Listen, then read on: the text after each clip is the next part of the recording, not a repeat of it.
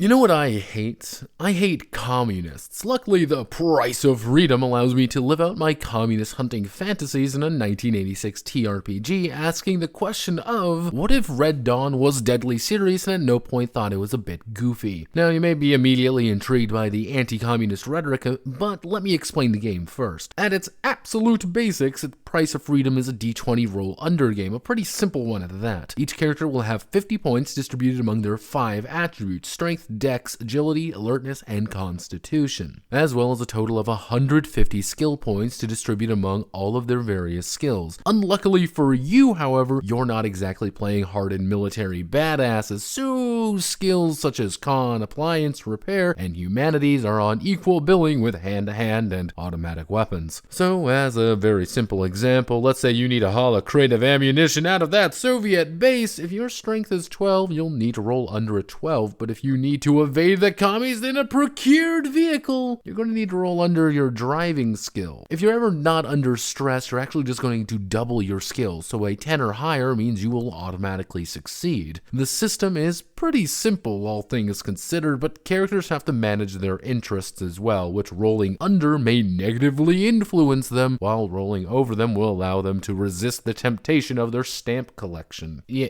it's pretty simple. But combat is where the game really shines, as it's a vast majority of the game, to be honest. Combat is played out on a map similar to a hex and chit board, with characters in various positions moving around. Changing your stance between standing and being prone makes fighting and surviving easier as well in the long run. However, you need to take a shot, and a big shot as well. Guess what? You're gonna take your d20, check your skill, and roll under. If you roll under, congratulations, you've hit home. If you fail, well, you failed. The combat does rely heavily on modifiers, however, to make things work though. So going in guns blazing without a clear idea will quickly end up with you dead. Relying on cover bonuses and just saying fuck you and throwing a grenade at a foe is often the best option. Now, when you hit, you're actually going to be rolling on the weapon damage chart. So you might be thinking, oh, I'm going to do 2d6 plus 3 damage or something with my rifle, right? Well, no. A simple d20 roll is going to determine whether you're taking stun, light, heavy, or incapacitated damage. You can also take the dead damage. So with our rifle, we shoot Boris the commie, and with an 18, we've just outright incapacitated him. But here's a nasty little secret. Rounds are actually resolved simultaneously. So if Boris is shooting at you and you're shooting at Boris, it's entirely possible to just dome one another in return fire. Thus, we see the beauty of the game at its core. You're a bunch of ragtag losers fighting guerrilla warfare against the Reds. You're outnumbered.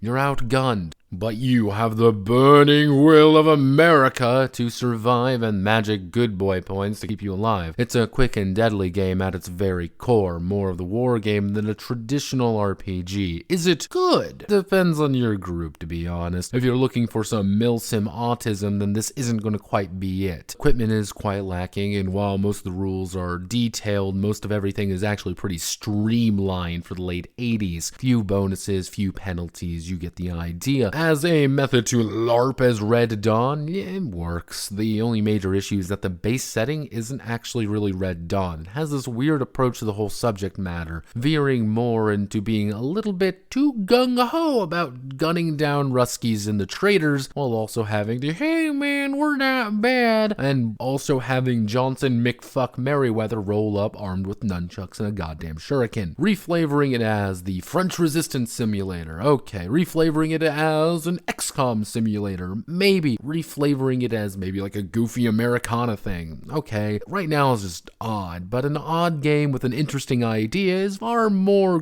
good than a generic game without an interesting bone in its body. This is a hint. My name is Notepad, and this was The Price of Freedom. If you like what I do here, feel free to like, comment, and subscribe. And many thanks to the foreign investors who keep this all-American insurgency running. Now I think it's time to show these commies why freedom ain't free.